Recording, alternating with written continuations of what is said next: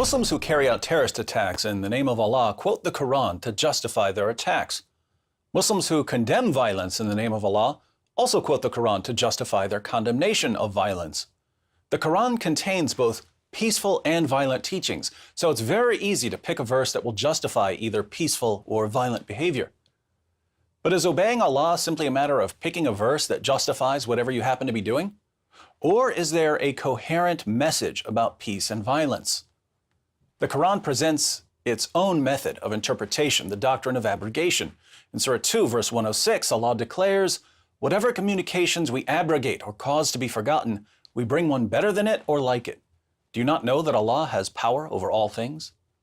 According to the Quran, then, when Muslims are faced with conflicting commands, they aren't supposed to pick the one they like best. Rather, they are to go to history and see which verse was revealed last. Whichever verse came last is said to abrogate or cancel earlier revelations. When we apply this method to the Quran, we find that there are 3 stages in the call to jihad depending on the status of Muslims in a society. When Muhammad and his followers were only a tiny minority of the population, they were commanded to preach a message of peace and tolerance. If a Muslim had a disagreement with an unbeliever, he was commanded to quote Surah 109, verse 6, "To you be your religion, and to me be my religion."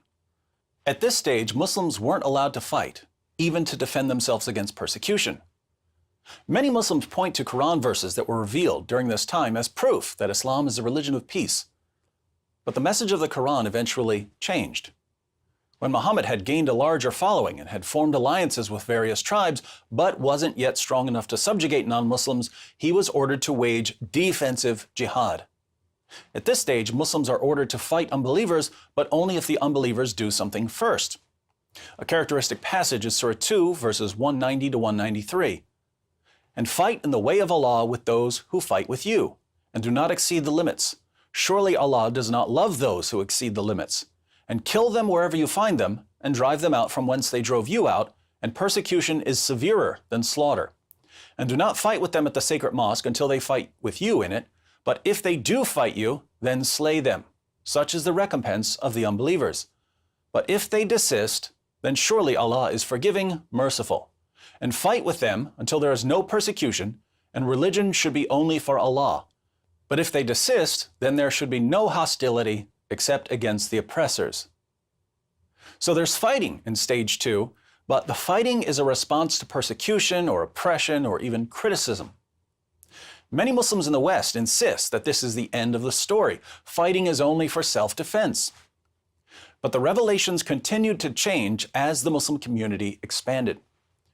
When Muhammad and his followers became the most powerful force in Arabia, they were commanded to wage offensive jihad, violently subjugating non-Muslims simply for being non-Muslims.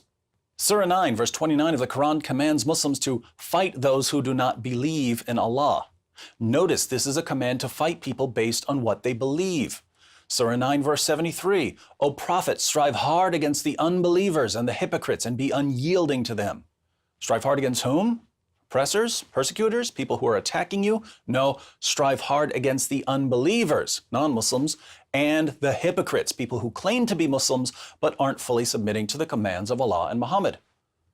Surah 9, verse 123, "O you who believe, fight those of the unbelievers who are near to you and let them find in you hardness." Surah 48, verse 29, "Muhammad is the messenger of Allah, and those who are with him are severe against disbelievers and merciful among themselves." The distinction in these verses is not between people who are attacking you and people who aren't attacking you. The distinction is between believer and unbeliever, and those who are with Muhammad are only to be merciful towards fellow Muslims. Putting all of this together, we see that jihad proceeds in stages. Stage 1, promote peace and tolerance when the Muslim community is thoroughly outnumbered. Stage 2, fight defensively when the Muslim community is strong enough to fight, but not strong enough to conquer. Stage 3, fight offensively when the Muslim community is strong enough to violently subjugate non-Muslims. Interestingly, you can look at any country in the world and see how the message of Islam changes based on the strength of the Muslim community.